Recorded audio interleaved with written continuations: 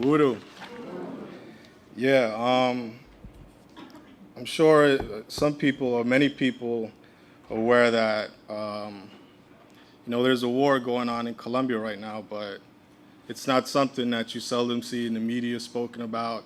It's not something that you see in the news or even the anti-war movements talk about the war that's going on in Colombia. And as a result of this war in Colombia, there's over 5 million displaced people in Colombia. It became the #1 nation for internal refugees. So it's a serious war going on in Colombia, and the majority of the victims are African people, because there is 11 million, over 11 million Africans in Colombia. After Brazil, Colombia has the highest amount of Africans or black people in South America. So this topic of U.S. aggression in Colombia, Africans under fire, is a topic that's kind of complicated because there's so many factors involved in the whole situation in Colombia. But the best way that I could sum it up is the situation there is caused by U.S. imperialism. Plain and simple. And as I said, Colombia is the third largest recipient of U.S. foreign aid. I don't know if people were aware of that. After Israel and Egypt, Colombia is the third recipient of foreign aid, and most of it is military aid. So what is this interest that the U.S. has in Colombia? Why is the U.S. there? Well, they have 7 bases there. And basically, Colombia is a country that is wealthy in mineral resources. So that, the U.S. and its corporations want those resources. And also, it's a strategic location. It's in Latin America, and by the U.S. having a presence there, they're able to launch aggression against other Latin American countries and maintain some form of influence in that region, because the U.S. is very quickly losing influence in South America, in Latin America.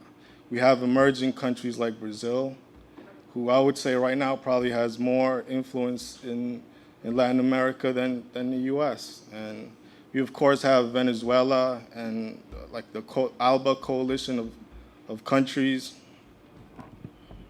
Thanks. And so in Colombia, we have this armed conflict that is basically the state versus the guerrillas, the paramilitaries versus the guerrillas, of course, the drug war.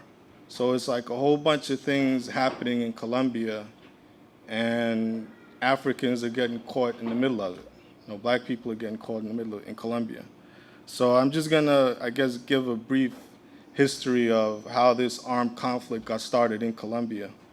The violence in Colombia, or what they call the Civil War, or the armed conflict, goes back to the 1960s, but it actually has its origins in the late 1940s. Historically, like in the 19th and early 20th century, Colombia had 2 ruling class parties, the Liberal Party and the Conservative Party. And these are 2 ruling class parties, but they still have ideological differences, so they were always clashing. And sometimes violent clashes. And even though they're parties of the ruling class, they have members like the poor peasantry, in the Liberal Party, or the elite, or also part of the Liberal Party. But traditionally, the landowners in Colombia are part of the Conservative Party.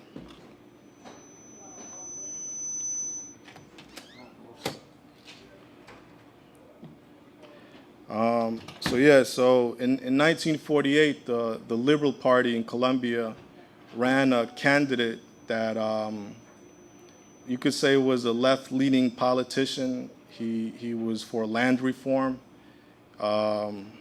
He was very popular. And what happened, he was probably going to be the next president of Colombia, but he got assassinated. And this triggered an uprising from from the liberals, the members of the Liberal Party in Colombia. Basically, these riots happened right after he was assassinated, and the uprising took place in Bogota, Colombia. People took to the streets, the liberals battling the conservatives. They started burning down buildings, looting, fires, just a whole string of violence that lasted for almost 10 years. And this didn't just stay in the city, it spilled into the countryside also with the peasants. Because the peasants took up arms, the liberal peasants, the ones that belonged to the Liberal Party, took up arms and started clashing with wealthy landowners, which were the conservatives. So you have like these two parties clashing basically in Colombia, and that's what kicked off the violence in Colombia. And eventually the liberal and conservative parties came to an agreement, and they, because they wanted to maintain they were both afraid of the peasantry coming to power. So they had a peace agreement, but the government still had to deal with these poor peasants who were armed and that were in the countryside, in the rural areas. So when the peasants took up arms, they chased away the landowners, the conservative landowners, into the main cities of Colombia. So they, in essence, controlled a lot of land in the countryside. These aren't peasants, and like I said, the government got together. Both the liberal and conservative parties got together to get their land back, to get the landowners their land back. And what they wound up doing is they launched an attack on these armed peasants, on these bands of armed peasants, and they pushed them into the jungles and into the most remote areas of Colombia where people didn't even live. It's like jungle, uninhabited lands.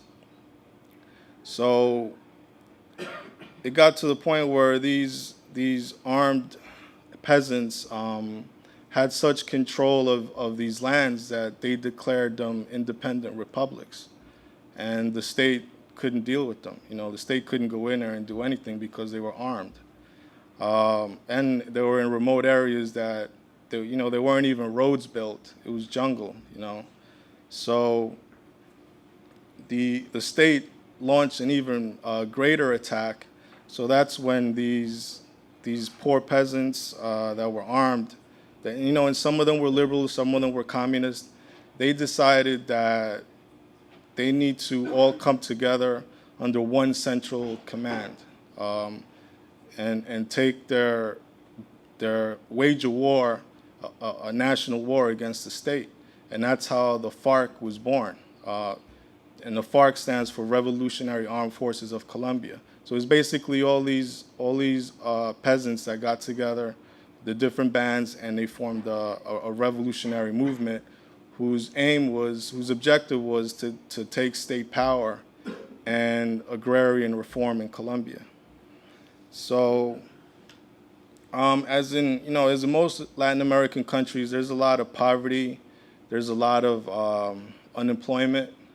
So the urban unemployed and some of the peasants actually went to live in these lands that were under the control of the FARC and started growing coca, which is the source of cocaine. And this is like during the 70s when there was a big cocaine boom in the United States, and it was very lucrative. So what the FARC started doing was they started charging a tax for the cocaine growers in the lands that the FARC had under control. And that's how they pretty much financed the revolution.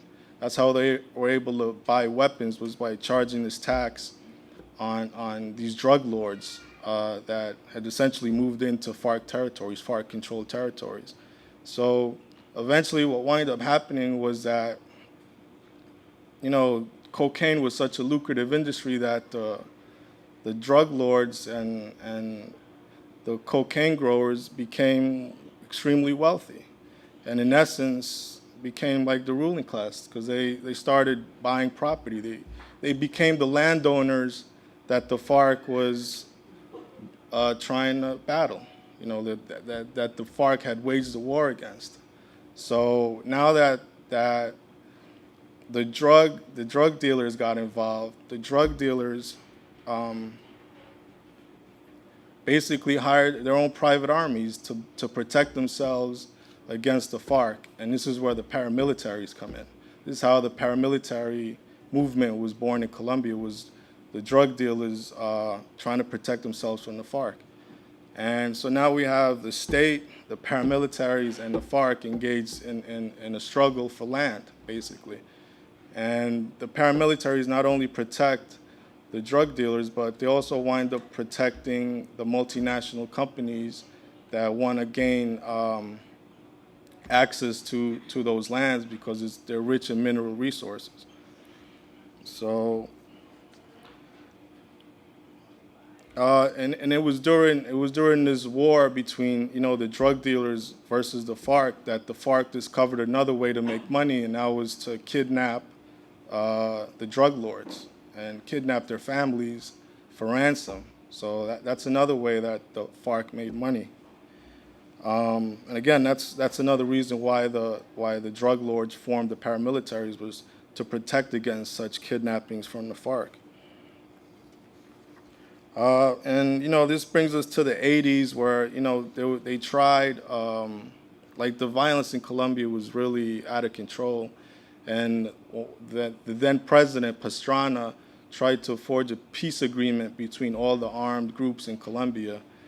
And what wound up happening was that the FARC launched a political party to, they disarmed, there was like a ceasefire, and they launched a political party called the Patriotic Union.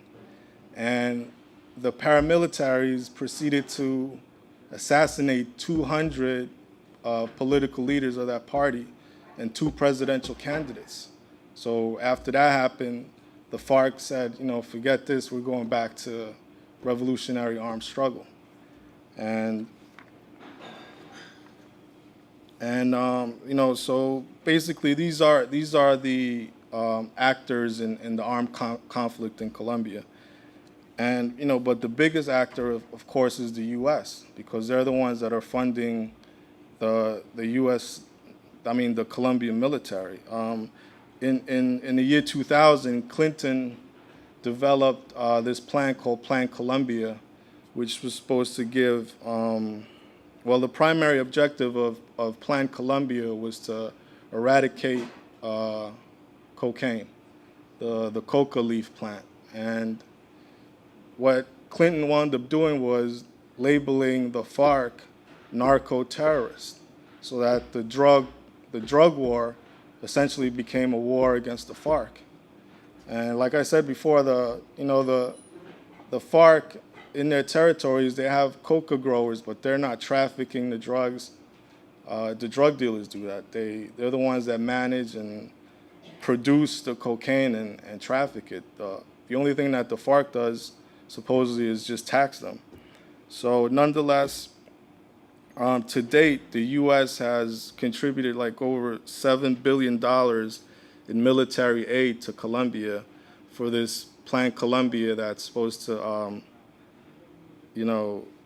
eradicate cocaine. Yet Colombia, 11 years later, Colombia is still the main producer of cocaine in the world.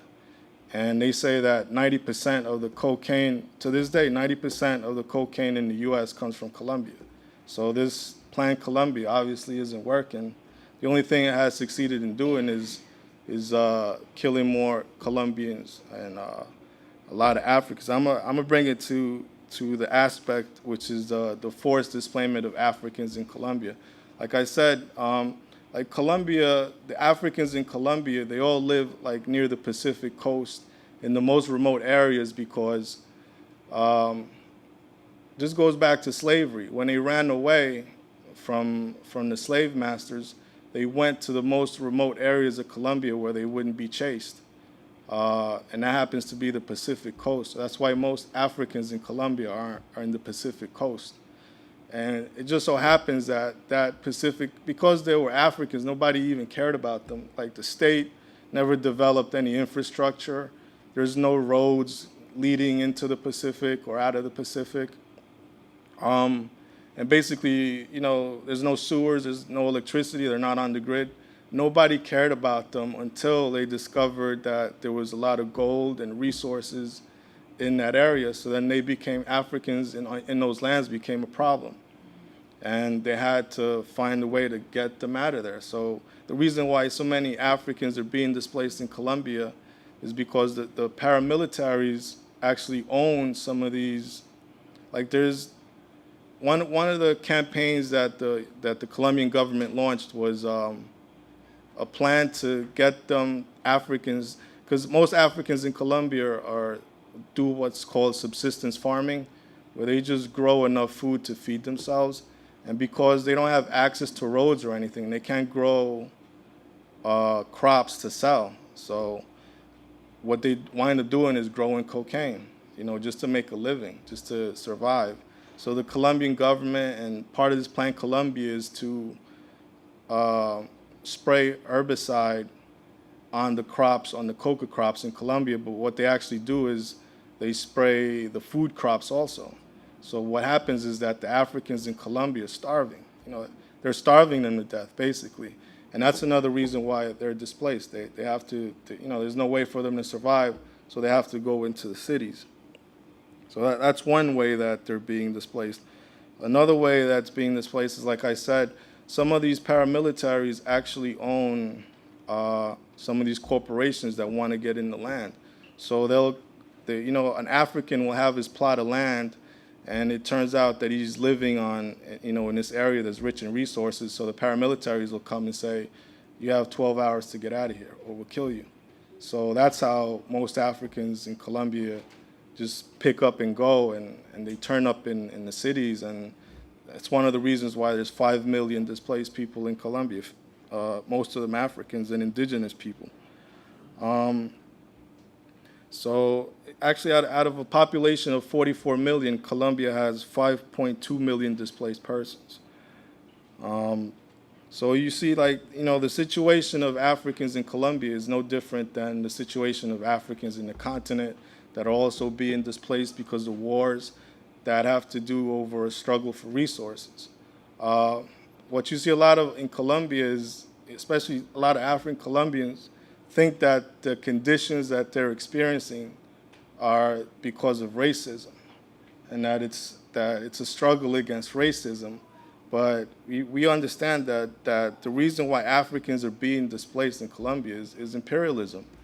And we have to put an end to imperialism if we want to see, right now Africans in Colombia are isolated from other, movements of Africans all around the world. But if we all unite and fight imperialism, that's the only way we're going to solve the situation in Colombia. So I see that we're out of time, but that's basically the situation in Colombia.